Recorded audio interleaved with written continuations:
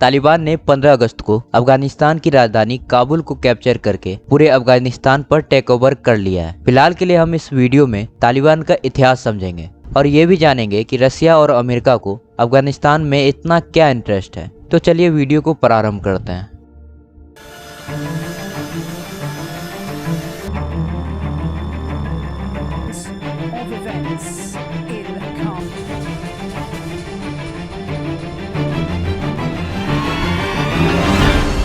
Takeover of Afghanistan now inevitable? No, it is not. Taliban से पहले कुछ अफगानिस्तान का इतिहास समझते हैं। अफगानिस्तान कई सालों तक अखंड भारत का एक हिस्सा रहा था। यहाँ मौर्य एम्पायर से लेकर मंगोल और मुगलों ने भी राज किया था। 1820 ईस्वी में महाराजा रंजीत सिंह ने भी अफगानिस्तान को फतेह किया था। फिर आते हैं ब्रिटिश। इन्होंने अफगानिस्तान के साथ 3 लड़ाइयाँ लड़ी, जिनमें से पहली लड़ाई को फर्स्ट एंग्लो अफगान वार कहते हैं, जो 1839 में हुआ था। इस लड़ाई में अफगानिस्तान के स्थानीय निवासियों ने अंग्रेजों को बुरी तरह से हरा दिया था और उन्हें खाली हाथ लौटने पर मजबूर कर दिया था। फिर 1878 में सेकेंड एंग्लो अफगान वार हुआ, जिसमें ब्रिटिश जीत गए थे और उन्होंने अफगानिस्तान पर अपना शासन चलाना शुरू कर दिया। फिर दोबारा 1919 में अफगान्स ने थर्ड एंग्लो अफगान वार लड़ा। अब इन्हें टोटल इंडिपेंडेंस चाहिए थी। इस वार में ब्रिटिश हार गए थे। इसी के बाद ब्रिटिश ने अफगानिस्तान को अलग करके एक इंडिपेंडेंट देश बना दिया और अब 1933 में अफगानिस्तान के राजा मोहम्मद जाहिर शाह बने। अगले 40 साल तक इन 1973 जाहिर शाह अपने इलाज के लिए इटली गए हुए थे।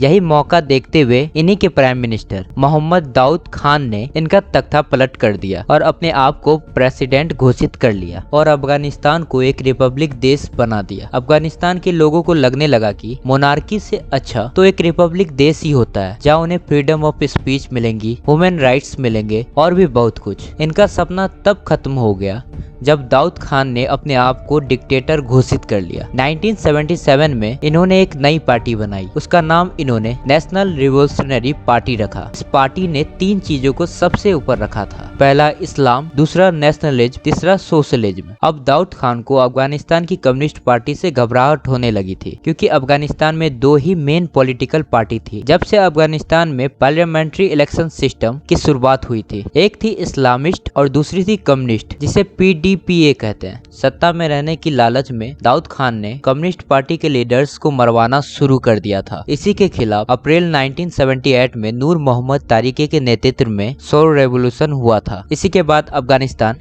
एक न्यू डेमोक्रेटिक रिपब्लिक देश बन जाता है और अब इन्होंने दाऊद खान को हटाकर ताराकी को अपना प्रेसिडेंट चुन लिया था। ताराकी ने अफगानिस्तान की भलाई के लिए काफी कुछ किया। इन्होंने जबरदस्त मॉडर्नाइजेशन किया अफगानिस्तान में। औरतों को उनके राइट्स दिलवाए। वो जैसे कपड़े पहनना चाहती थी उन्हें पूरे अधिकार दिए गए कि वो वैसे ही कपड़े पहने। मौलवियों की पावर को भी कम कर दिया इन्होंने। लड़कियों को स्कूल भेजा जाने लगा और इन्हीं के समय अफगानिस्तान में पहला TV channel Afghan television launch किया गया था। इन्हीं बदलावों के कारण जो इस्लामिस्ट पार्टी थी अफगानिस्तान की, उन्होंने कम्युनिस्ट पार्टी के खिलाफ एक सिविल वॉर डिक्लेयर कर दिया। इसी के बीच 1979 में इस्लामिस्टों के द्वारा नूर मोहम्मद तारिकी की हत्या कर दी जाती है और ये समय चल रहा था कोल्ड वॉर का, जहां अमेरिका और सोवियत यूनियन दोनों ही एक दूसरे के डोमिनेशन को खत्म करना चाह रहे थे। इसमें दोनों देश बाकी के देशों पर अपना इन्फ्लुएंस जमाना चाहते थे। ताराकी के असैसिनेशन के बाद सोवियत यूनियन को एक बहाना मिल गया कि अफगानिस्तान में कम्युनिस्ट आइडियोलॉजी खतरे में है और वो अपनी कम्युनिस्ट आइडियोलॉजी को प्रोटेक्ट करने के लिए कुछ भी कर सकते थे। अब ये अफगानिस्तान में घुसते हैं कट्टरवादी इस्लामिक विचारधारा से फाइट करने के लिए। अब अमेरिका मुंह तो देख नहीं सकता था, वरना वो फिर एक देश खो बैठता कोल्ड वॉर में। इसने सोवियत यूनियन के खिलाफ मुजाहिदीन तैयार किया अफगानिस्तान में। अमेरिका इस ग्रुप को फंडिंग और वेपन सप्लाई करता था। बेसिकली मुजाहिदीन उसे कहते हैं जो लोग अपने मजहब के लिए लड़ाई करते हैं। जब ताराकी प्रेसिडेंट थे तब उस समय उनके फॉरेन मिनिस्टर हफीजुल्लाह आमीन को अमेरिका ने CIA के एजेंट को भेजकर अपने साथ मिला लिया था। बाद में इसी ने ताराकी को अरेस्ट करवाकर उसे मौत के घाट उतार दिया और खुद को अफगानिस्तान का प्राइम मिनिस्टर घोषित कर लिया। इसी के बीच 1979 में अफगानिस्तान के बगल वाले देश ईरान में भी ईरानियन रेवोल्यूशन चल रहा था। बात ये थी कि ईरान के राजा मोहम्मद रिजा पहलवी मॉडर्नाइजेशन और धर्मनिरपेक्षता में विश्वास था और इसके पीछे भी अमेरिका का ही हाथ था। अमेरिका ने मोहम्मद रिजा के थ्रू ईरान में मॉडर्नाइजेशन को बहुत तेज कर दिया। इससे यहाँ के इस्लामिस्ट भड़क गए। रिजा ने सत्ता के लालच में आकर अपने अपने अपोजिशन पार्टी के लीडर्स को मरवाना शुरू कर दिया। इसी सब के कारण ईरान के इस्लामिस्टों ने 1979 में ईरानियन रिवॉल्यूशन किया और पहलवी डायनेस्टी को उखाड़ फेंका। इसके बाद ईरान पर इस्लामिस्टों का शासन हो गया। इतना कुछ देखने के बाद हफीजुल्लाह आमीन को ये डर सताने लगा कि कहीं अफगानिस्तान में भी इस्लामिस्ट कब्जा न कर ले, क्योंकि थे तो ये अमेरिका के पपेट, लेकिन ये कम्युनिस्ट पार्टी से भी बिलोंग करते थे। 25 दिसंबर 1979 में सोवियत यूनियन की एंट्री होती है अफगानिस्तान में ऑपरेशन स्टॉर्म 333 के अंडर। इन्होंने हफीजुल्लाह आमीन को मार दिया और अपना एक पपेट बाबरक करमल को पीएम बना दिया। बाबरक करमल ने पावर में आने के बाद कम्युनिस्ट पार्टी के लीडर्स को कैद से आजाद कराया। इन्होंने अफगानिस्तान का झंडा भी बदल दिया। इसके अलावा इन्होंने अफगानिस्तान में फ्री इलेक्शन और फ्रीडम ऑफ स्पीच का भी वादा किया। इनके शासन में अफगानिस्तान सही ट्रैक पर चलता हुआ दिख रहा था, लेकिन अमेरिका ये सब नहीं देखना चाह रहा था। अमेरिका ने अपनी CIA और मुजाहिदीन के बीच ऑपरेशन साइक्लोन लॉन्च किया। इसके तहत अमेरिका मुजाहिदीन को बहुत बड़ी मात्रा में हथियार और पैसे मुहैया कराने लगा सोवियत संघ के खिलाफ। USA में सत्ता बदलने के बाद भी ये ऑपरेशन चलता रहा था। 1983 में अमेरिका के प्रेसिडेंट रोनाल्ड रीगन ने बाकायदा मुजाहिदीन के साथ मीटिंग भी की थी। अमेरिका की मदद से ही मुजाहिदीन ने 1989 में सोवियत अफगान वार लड़ा और सोवियत यूनियन को अफगानिस्तान से बोरिया बिस्तर ले जाने के लिए मजबूर कर दिया। वैसे सोवियत यूनियन चाहता तो इस लड़ाई को और आगे ले जा सकता था, लेकिन इसकी एक मजबूरी थी। 90 के दशक तक ये खुद कई देशों में टूट चुका था और अंत में रशिया का जन्म हुआ था। खैर ये अलग टॉपिक है, हम अपने टॉपिक पर वापस आते हैं। सोवियत यूनियन के जाने के बाद अफगानिस्तान में सत्ता के लिए मुजाहिदीन के अलावा और भी बहुत से ग्रुप बन जाते हैं जो कि अलग अलग जगह शासन करने लगते हैं। इसी की वजह से फिर से यहाँ सिविल वॉर शुरू हो जाता है। लेकिन अभी भी अमेरिका अपनी हथियारों की सप्लाई बंद नहीं करता है। अब यहीं से जन्म होता है तालिबान का। तालिबान पश्तून भाषा का एक शब्द है जिसका अर्थ होता है स्टूडेंट।